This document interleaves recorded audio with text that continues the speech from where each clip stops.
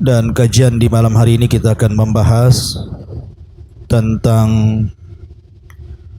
dua wanita atau dua sepasang laki-laki dan perempuan di zaman Nabi SAW yang melakukan dosa dari dosa-dosa besar, berzina.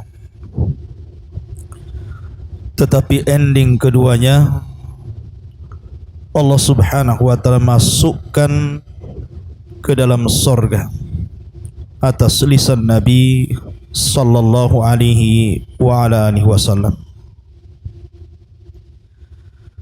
Bagaimana kisahnya dan siapa dua manusia ini? Kenapa kemudian keduanya berzina tetapi ujung-ujungnya dimasukkan ke dalam surga?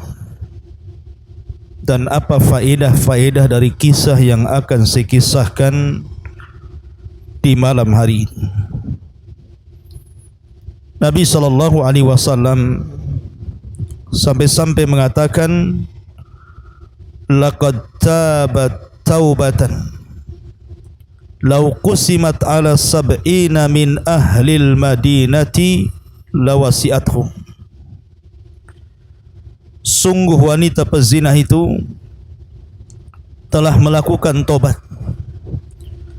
Kalau seandainya tobatnya dibagikan kepada 70 dari penduduk kota Madinah, itu sudah mencukupkan mereka. Maka dari sini menunjukkan bahwa wanita pezina ini dimasukkan oleh Allah Subhanahu wa taala ke dalam surga karena Allah terima taubatnya. Begitu juga kisah laki-laki pezina mengalami hal yang sama, oleh Nabi sallallahu alaihi wasallam mendapatkan jaminan masuk ke dalam surga karena taubatnya telah diterima. Yang pertama, kisah wanita Al-Ghamidiyah. Munculnya wanita Ghamidiyah ini berdasarkan riwayat yang dicantumkan di dalam beberapa pengeluar hadis seperti Ibnu Abi Syaibah. Walaupun Imam Malik dalam kitab Muwatta'nya hanya menyebutkan ja'at imra'atun, tetapi ulama apabila berkisah tentang wanita pezinah yang masuk surga ini, mereka menyebutnya dengan qissatu taubatil ghamidiyati minaz zina. Kisah tobatnya wanita Ghamidiyah karena melakukan perzinahan. Ma'asyiral muslimin yang dimuliakan Allah Subhanahu wa taala, wanita Ghamidiyah ini satu di antara sekian sahabat-sahabat yang hidup di zaman Nabi sallallahu alaihi wasallam, dan dia sudah pernah menikah dengan seorang sahabat Nabi dan tinggal di kota Madinah. Nah, Allah Subhanahu wa taala takdirkan wanita Ghamidiyah ini terjerumus kepada dosa besar, mengikuti hawa nafsunya, perbuatan keji perzinahan. Kemudian dia pun menyesal dan ingin bertobat kepada Allah Subhanahu wa taala. Akhirnya wanita ini berkeinginan untuk datang kepada Nabi sallallahu alaihi wasallam dan ingin dirajam. Ketika Nabi sallallahu alaihi wasallam duduk-duduk di Masjid Nabawi, dan di situ penuh dengan para sahabat Rasul dari kalangan Muhajirin dan Ansar dan para pembesar sahabat, tiba-tiba kemudian wanita ini datang menemui Nabi sallallahu alaihi wasallam. Kemudian wanita ini mengatakan, "Ya Rasulullah, asabtu haddan fatahhirni." Rasul, sungguh aku terjerumus kepada dosa yang ada hukumannya di dunia, had. Dalam riwayat, zanaitu fatahhirni, aku berzinah, bersihkan aku. Maka Nabi SAW tiba-tiba berubah wajahnya. Fahmarra wajhun Nabi SAW hatta kada yaqturu daman. Sampai-sampai Nabi SAW memerah wajahnya, seolah-olah darah Nabi SAW memenuhi wajahnya. Dan Rasul SAW berusaha untuk memalingkan wajahnya ke sebelah kanan. Artinya seolah-olah Rasul tidak mau dengar, tidak mau mendengar pengakuan wanita ini. Kemudian Nabi SAW menyuruh wanita ini untuk pulang, seolah-olah tidak terjadi apapun. Artinya bahwa kalaulah seandainya wanita ini tidak mengaku kalau dia berzina, itu lebih baik. Bertobatlah kepada Allah Subhanahu wa ta'ala dalam kesendiriannya. Jangan pula datang minta dihukum. Itu maunya Nabi SAW. Tetapi wanita ini bukan wanita biasa. Ini wanita merdeka, wanita beriman, wanita yang kuat ketakwaannya kepada Allah Subhanahu wa ta'ala dalam hatinya. Sehingga wanita ini terus mengulang-ulang dan mengatakan, "Ya Rasulullah, asabtu haddan fatahhirni." Zanaitu fatahhirni. Aku sudah berzinah Rasul, bersihkan aku. Maka akhirnya Nabi sallallahu alaihi wa ala alihi wasallam memerintahkan wanita ini untuk pulang, tapi tidak mau pulang. Ketika Nabi sallallahu alaihi wasallam mengetahui wanita ini tidak pulang, apalagi wanita ini bersumpah dan mengatakan, "Fa wallahi inni la hubla ya Rasulullah." Rasul, aku telah hamil karena perzinahan ini.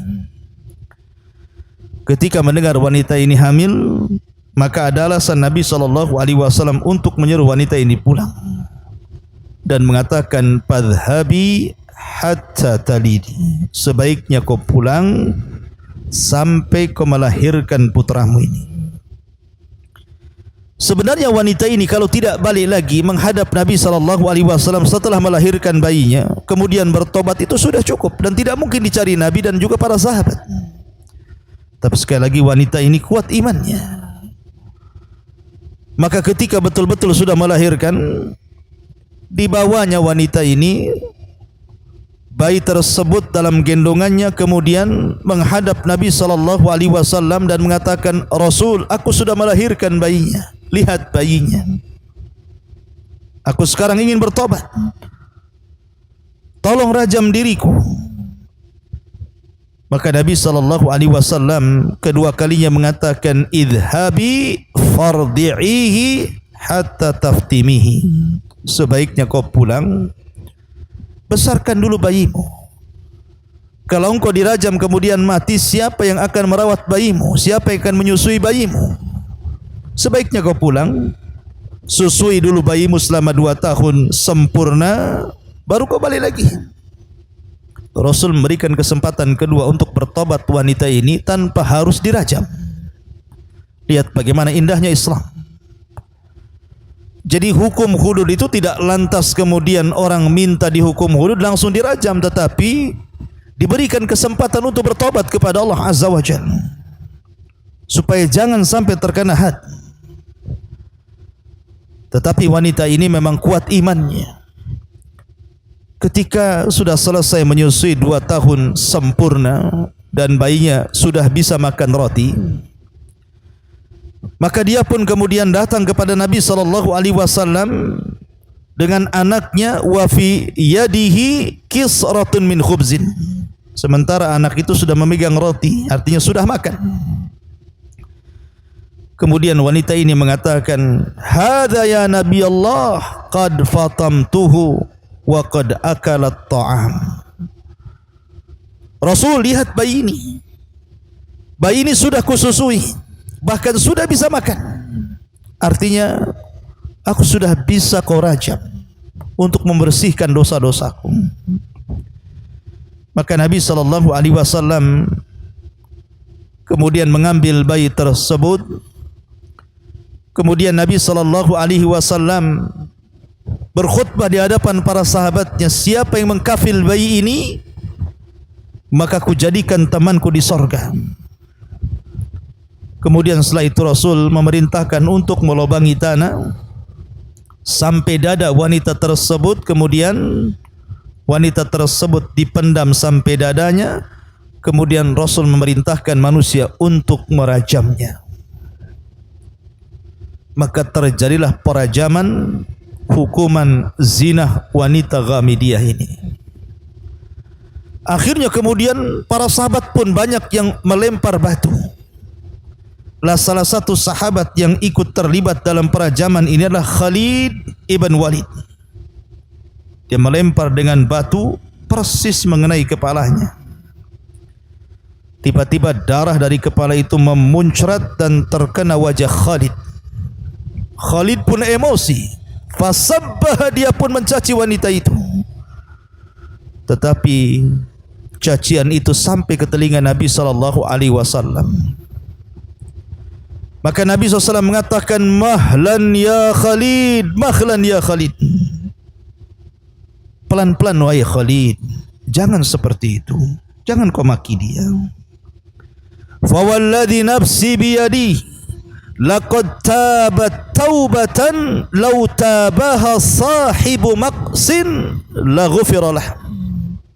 Wahai Khalid, demi yang jiwaku berada di tangannya, sungguh wanita itu telah melakukan tobat yang kalau seandainya dilakukan oleh pemungut pajak, sungguh Allah akan mengampuni dosanya.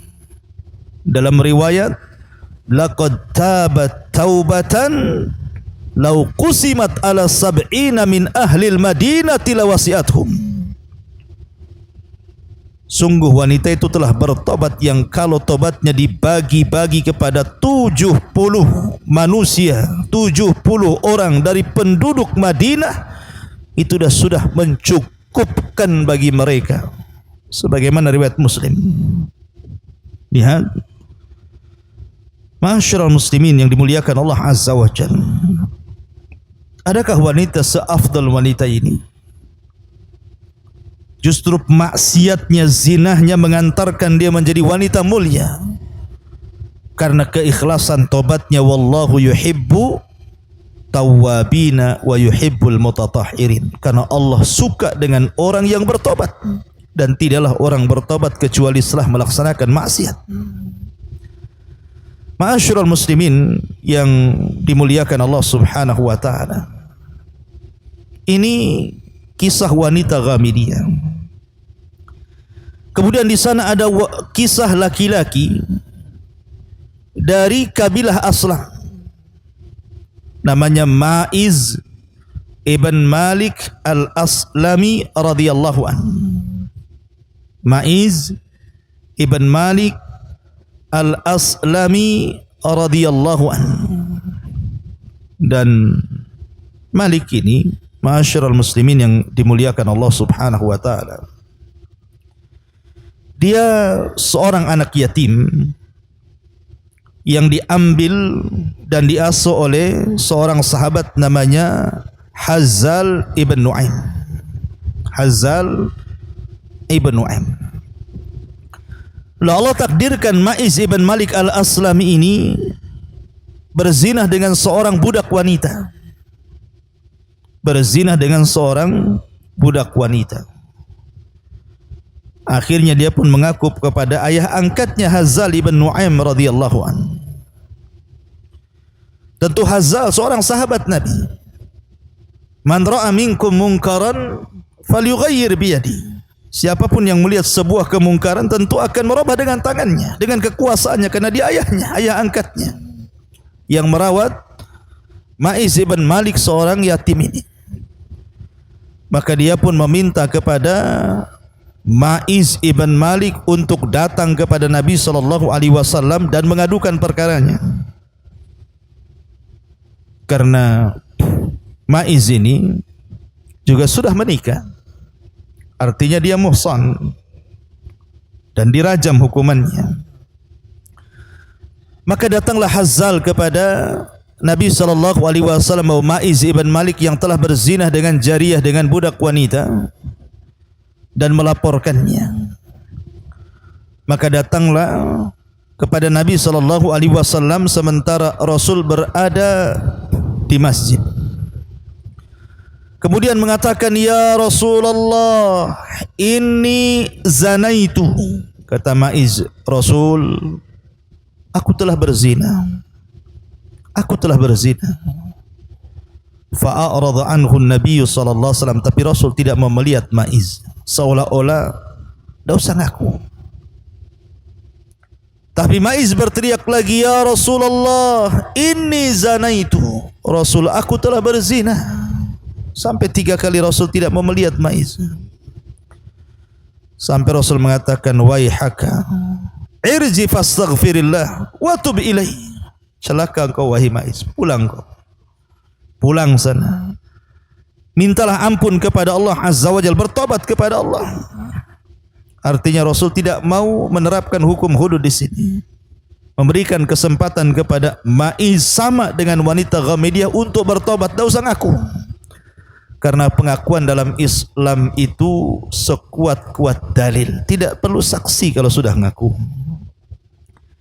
Akhirnya kemudian, karena dia terus mengatakan, "Tahhirni ya Rasulullah, faqad zanaitu," bersihkan aku wahai Rasul, aku sudah berzina.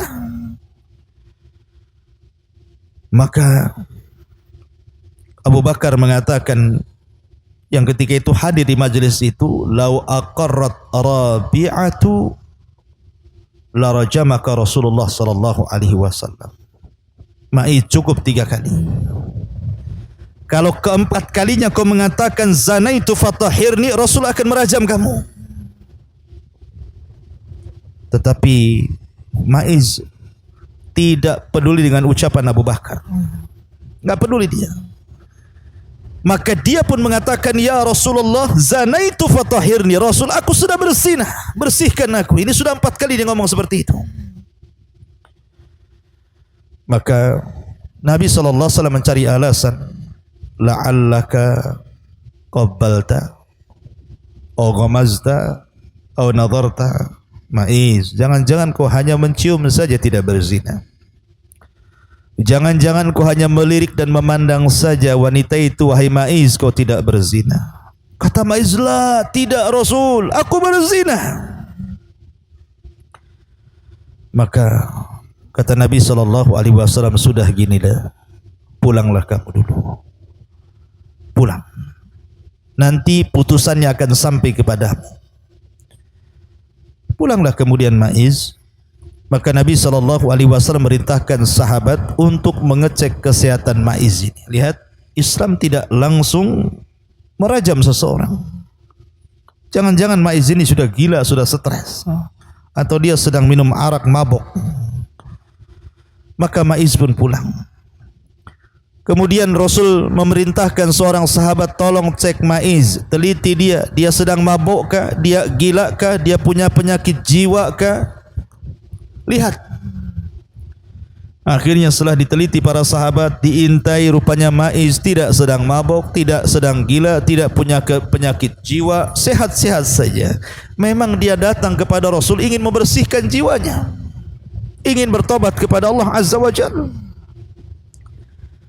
Akhirnya kemudian setelah itu Ma'iz datang kepada Nabi SAW kembali dan mengatakan, "Gimana Rasul? Layakkah aku diberikan hukuman?" Maka akhirnya kemudian Ma'iz pun dirajam oleh Nabi SAW dan para sahabatnya. Dibuatkan lubang sedada, kemudian diletakkan di lubang tersebut satu dada, kemudian dipendam. Mulailah para sahabat Nabi SAW melempari Ma'iz dengan batu. Maka ketika itu, kalau tidak salah Umar bin Khattab radhiyallahu an sempat memaki Ma'iz ini. Tetapi Nabi SAW mengatakan, "Fawalladhi nafsi biyadi, innahul an lafi anharil jannati yang ghamisu fiha." Jangan kau celah. Sekarang demi zat yang jiwaku berada di tangannya, sungguh Ma'iz berada di sungai sorga dan sedang berenang di dalamnya.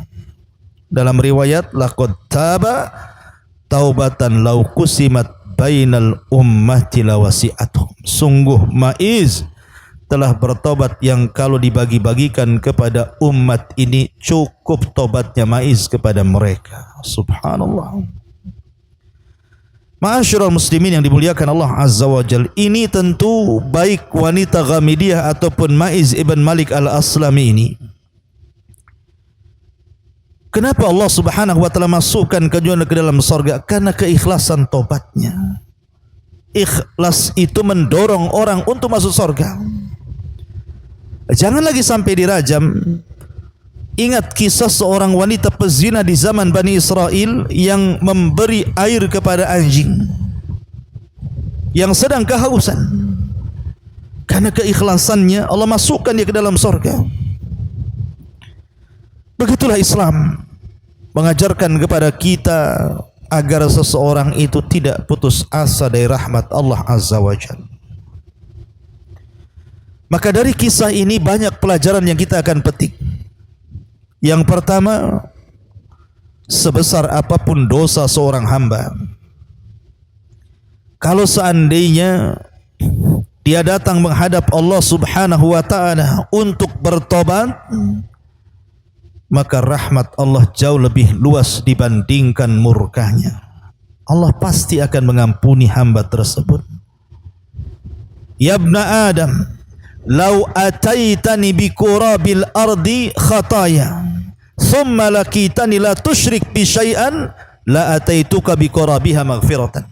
Wahai anak Adam, kalau engkau membawa dosa seberat bumi, asal kau datang bertobat dan tidak menyekutukan aku, kau datang dengan seberat bumi ampunan. Qul ya ibadiyalladzina asrafu ala anfusihim la taqnatu min rahmatillah innallaha yaghfiru dzunuba jami'a innahu huwal ghafurur rahim. Katakan, wahai hamba-hambaku, wahai hamba-hambaku yang mereka melampaui diri-diri mereka, terjerumus kepada dosa dan maksiat, jangan putus asa dari rahmat Allah, karena Allah itu mengampuni semua dosa. Karena dia zat yang maha pengampun lagi maha kasih sayang kepada hamba-hambanya. Yang kedua, bahwa iman seseorang itu yazid wa yankus. Yazidu bil ta'ah wa yankusu bil maksiyah. Iman seseorang itu kadang bertambah, kadang berkurang. Kapan bertambah? Ketika dia melaksanakan ketaatan. Kapan berkurang? Ketika dia melakukan kemaksiatan. Ya, karena Rasul mengatakan la yazni zani hina yazni wa huwa mu'min. Tidaklah seorang pezina ketika berzina, sedangkan ketika berzina maka dia seorang mukmin. Tidaklah seorang pezina tatkala dia berzina dia seorang mukmin, kata Rasul. Kata Imam Nawawi rahimahullahu taala, maknanya artinya la yaf'alu hadhil ma'asi wa huwa kamilul iman. Orang yang melakukan maksiat seperti ini ketika dia bermaksiat sehakikatnya tidak sempurna imannya, artinya dia sedang kurang imannya. Kemudian yang ketiga, kamalu ilmillah wa hikmatihi wa rahmatihi bi ibadihi fi syar'il hudud. Kesempurnaan pengetahuan Allah, kesempurnaan hikmah dan rahmat Allah kepada hamba-hambanya ketika Allah mensyariatkan syariat hudud. Hudud ini sebuah hukuman dari Allah, dan itu seadil-adilnya hukuman. Bukan Rasul yang membuat hukuman hudud, bukan para sahabat, bukan. Hukum hudud ini datang dari Allah Subhanahu wa taala, dan tidaklah Allah Subhanahu wa taala membuat sebuah hukum kecuali ada hikmah dan kebaikan di dalamnya. Dan ini keadilan dari Allah Subhanahu wa taala demi menjaga supaya terjaganya nasab. Karena Islam itu menjaga nasab. Kemudian juga di sini ada tahdzir. Ada tahdzir yang keempat, asyadid yang sangat kuat, peringatan yang sangat kuat agar seseorang itu jangan terjerumus kepada dosa zina. Allah mengatakan wala taqrabuz zina innahu kana fahisyatan wa sa'a sabila. Jangan dekat-dekat zina, dekat pun jangan, apalagi berzina. Karena itu sebuah keburukan dan seburuk-buruk jalan. Kemudian juga yang kelima di sini ada tahdzir dari fitnah wanita. Karena Rasul mengatakan ma taraktu ba'di fitnatan hiya adharru 'alal rijali minan nisa. Tidaklah aku tinggalkan setelahku fitnah yang jauh lebih bahaya bagi laki-laki dibandingkan fitnah wanita. Karena hancurnya Bani Israel, kenapa? Karena wanita. Kenapa Nabi Musa alaihi salatu wasalam dan Bani Israel sampai diazab oleh Allah di negeri linglung selama 40 tahun, mereka tidak bisa keluar dari situ? Ada yang mengatakan salah satu penyebabnya, walaupun banyak versi, karena kisah Bal'am ibn Ba'ur. Ada yang mengatakan azabnya bukan diletakkan di negeri linglung, tetapi disebarnya penyakit taun, penyakit yang mematikan. Itu disebabkan karena kisah Bal'am ibn Ba'ur.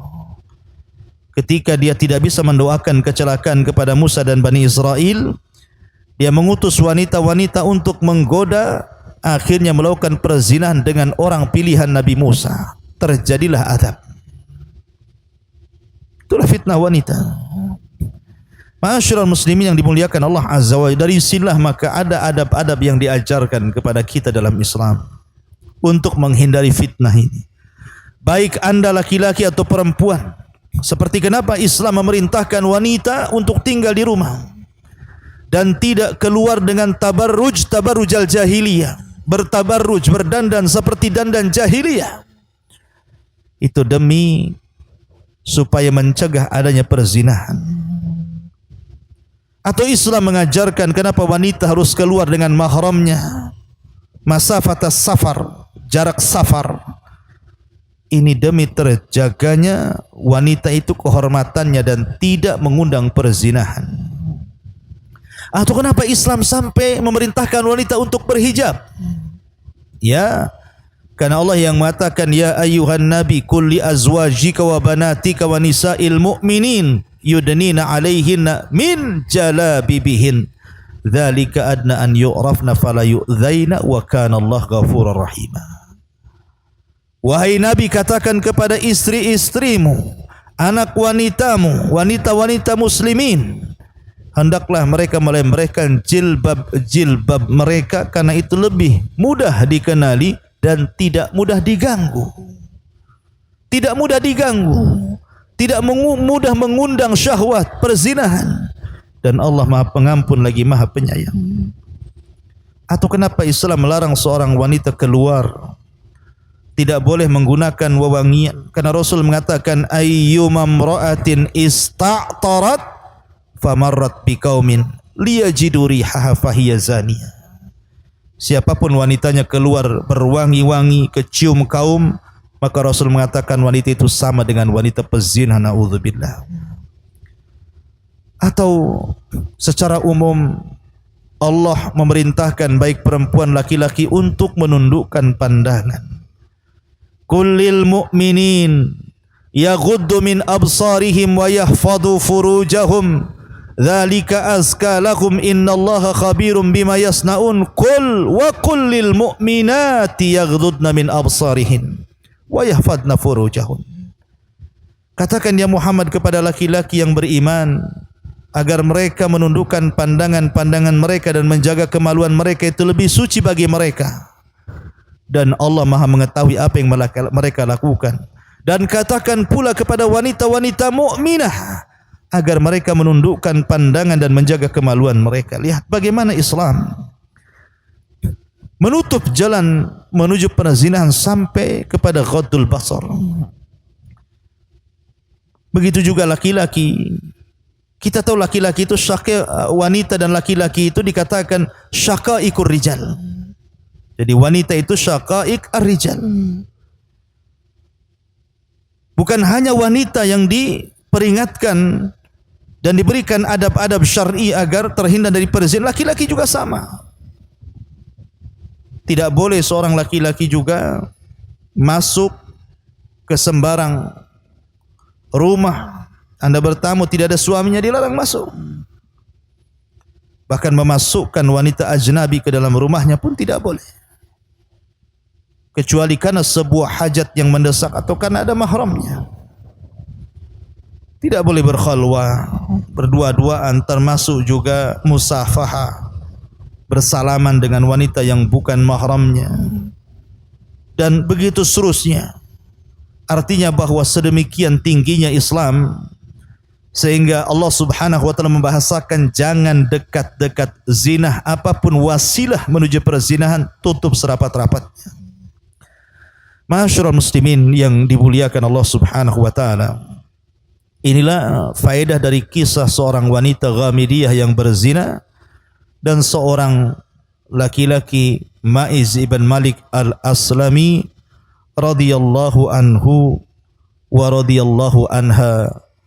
Subhanakallahumma wa bihamdika asyhadu an la ilaha illa anta astaghfiruka wa atubu ilaik. Allahu ta'ala alam. Assalamualaikum warahmatullahi wabarakatuh.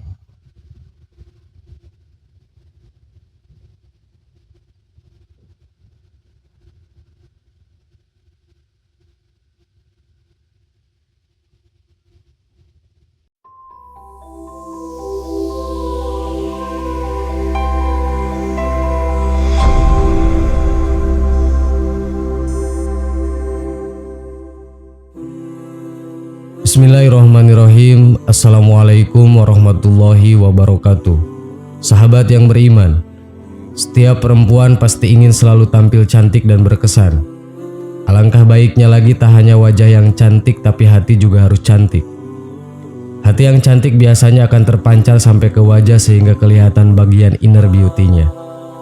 Mempercantik diri sangat disunahkan karena Allah Subhanahu wa taala Maha Indah dan menyukai keindahan. Salah seorang sahabat Rasulullah SAW, Abdullah ibnu Mas'ud radhiyallahu anhu berkata bahwasannya Rasulullah SAW bersabda yang artinya, tidak akan masuk surga orang yang dalam hatinya ada kesombongan seberat biji debu. Ada seorang yang bertanya, sesungguhnya setiap orang suka memakai baju yang indah dan alas kaki yang bagus, apakah ini termasuk sombong? Rasul kemudian bersabda, sesungguhnya Allah Maha Indah dan mencintai keindahan.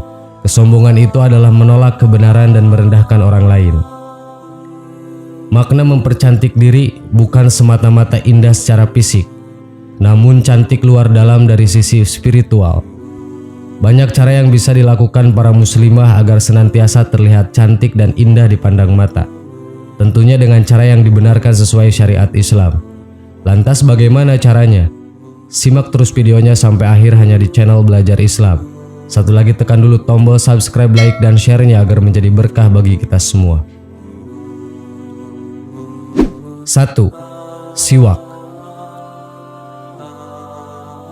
Menggunakan siwak merupakan sunnah dalam Islam karena bertindak sebagai sikat gigi herbal alami. Siwak biasanya berupa tongkat kecil berwarna coklat muda yang dapat langsung digosokkan pada gigi. Dengan menggigit dan mengunyah siwak di satu sisi, ini akan memisahkan serat dan membentuk tekstur seperti kuas yang memungkinkan sifat kimia kayu dilepaskan.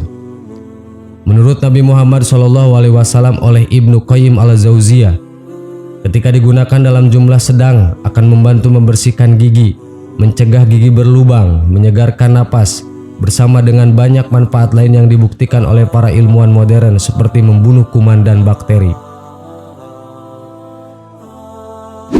2. Kohel. Kohel adalah sejenis eyeliner yang berbentuk bubuk gelap halus yang biasanya diterapkan di permukaan bagian dalam kelopak mata. Mengenakannya adalah sunnah untuk pria dan wanita. Secara mengejutkan, Kohal memiliki manfaat medis yang dibuktikan oleh para sains modern.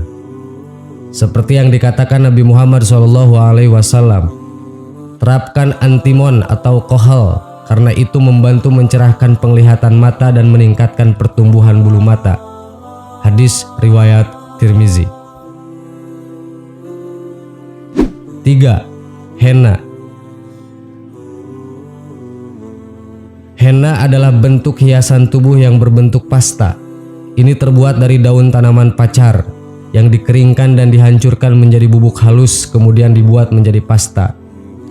Orang-orang telah menggunakan pacar selama lebih dari 5.000 tahun dan masih menggunakannya sampai sekarang untuk tidak hanya menghiasi kulit mereka secara alami, tetapi juga mewarnai rambut dan kuku mereka. Henna dipercaya membuat kulit kenyal, memperkuat kuku, dan memperbaiki kondisi rambut yang dalam. Ini adalah bentuk kecantikan yang telah populer selama beberapa dekade. 4. Meminyaki rambut. Tindakan meminyaki rambut adalah sesuatu yang digunakan Nabi Muhammad SAW agar rambutnya lebih sehat.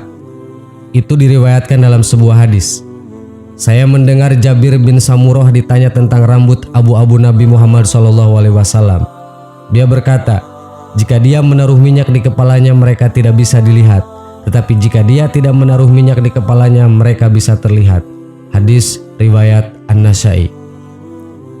Minyak alami yang digunakan misalnya minyak zaitun, minyak kelapa, dan minyak biji delima. Meminyaki rambut secara teratur juga telah terbukti secara ilmiah membantu mencegah rambut rontok dan beruban, memperkuat protein rambut, serta meremajakan dan merelaksasi pikiran dengan menenangkan syaraf otak dan kapiler. 5. Wudu. Salah satu bentuk yang paling sederhana dan tanpa disadari adalah tindakan melakukan wudu. Wudu pada dasarnya mencuci bagian tubuh tertentu menggunakan air sebelum berdoa. Dalam sunnah, disarankan untuk tidak hanya melakukan wudu untuk sholat tetapi juga sebelum tidur, membaca Al-Quran dan secara teratur kapan saja kita bisa. Manfaat wudu juga terbukti secara ilmiah, seperti membersihkan kulit dan membuatnya tetap bersinar, membantu mencegah mikroba dan penyakit berbahaya pada hidung, hingga membantu mencegah penyakit sistemik. 6. Menutup aurat. Dalam Islam, mempertontonkan kemolekan tubuh di hadapan non-muhrim adalah sebuah dosa besar. Meskipun Anda cantik, tidak ada pengecualian untuk melakukan hal ini. Sebagai seorang muslimah, definisi cantik ialah mereka yang tampil tertutup dan menutup auratnya seperti dalam hukum memakai jilbab. Firman Allah Subhanahu wa Ta'ala dalam Quran surat Al-Ahzab ayat 59 berbunyi, "Hai Nabi, katakanlah kepada istri-istrimu, anak-anak perempuanmu dan wanita-wanita keluarga orang-orang mukmin agar mereka mengulurkan atas diri mereka ke seluruh tubuh mereka jilbab mereka. Hal itu menjadikan mereka lebih mudah dikenal sebagai para wanita muslim yang terhormat dan merdeka, sehingga mereka tidak diganggu. Dan Allah Subhanahu wa Ta'ala senantiasa Maha Pengampun lagi Maha Penyayang." Quran surat Al-Ahzab ayat 59. 7. Berpakaian yang sepantasnya atau tidak berlebihan. Sesungguhnya Allah indah dan suka keindahan. Sombong adalah menolak kebenaran dan meremehkan manusia. Hadis riwayat Muslim. Cara berpakaian atau style fashion setiap orang tentu berbeda-beda. Namun, Islam telah mengatur bahwa berpakaian secara berlebihan merupakan upaya untuk menyombongkan diri di hadapan orang lain. Jika anggapan dengan berdandan lebay akan terlihat cantik, salah kaprah. Dengan tampil apa adanya sesuai porsi, itulah yang disebut dengan cantik. 8. Rajin merawat diri tanpa merubah bentuk tubuh. Quran surat An-Nisa ayat 119 menjelaskan yang artinya, "Dan pasti akan kusesatkan mereka, dan akan kubangkitkan angan-angan kosong pada mereka, dan akan kusuruh mereka memotong telinga-telinga binatang ternak, lalu mereka benar-benar memotongnya, dan akan kusuruh mereka mengubah ciptaan Allah, lalu mereka benar-benar mengubahnya. Barang siapa menjadikan setan sebagai pelindung selain Allah, maka sungguh dia menderita kerugian yang nyata." Cantik bisa diperoleh dengan cara merawat diri. Bahkan Islam menganjurkannya sebagai bentuk rasa syukur terhadap apa yang diciptakannya. Namun, dalam Islam kita dilarang keras untuk melakukan hal yang dianggap merubah ciptaan darinya. Banyak sudah para wanita yang melakukan operasi plastik demi dicap cantik. 9. Pola hidup sehat. Kecantikan berdampingan dengan cara menjaga kesehatan hati. Seseorang yang sehat secara fisik pasti akan terlihat cantik dan segar. Rasulullah sendiri menganjurkan umatnya untuk menjaga pola hidup sehat. Seperti dalam hadis dari Abu Hurairah, dia berkata, Rasulullah Shallallahu Alaihi Wasallam bersabda, orang mukmin yang kuat lebih baik dan lebih dicintai oleh Allah Subhanahu Wa Taala daripada orang yang mukmin tapi lemah. Hadis riwayat Muslim. 10. Murah senyum. Wajah yang dihiasi dengan senyum akan tampak selalu lebih sejuk dan tidak terlihat menakutkan. Tersenyum dapat membuat seseorang lebih awet muda dan menghindari penuaan dini. Senyum memiliki banyak kebaikan yang bermanfaat untuk kecantikan kulit wajah. Tidak hanya membuat lawan bicara memiliki efek positif bila kamu tersenyum, tetapi juga dapat memancarkan kecantikan dalam diri dan dapat membuat diri menjadi lebih bahagia. Dengan mudah tersenyum bisa menjadi salah satu bentuk ibadah yang paling mudah dan murah. Sahabat yang beriman, itulah 10 cara untuk para muslimah agar senantiasa terlihat cantik dan indah dipandang mata. Wallahu a'lam. Wassalamualaikum warahmatullahi wabarakatuh.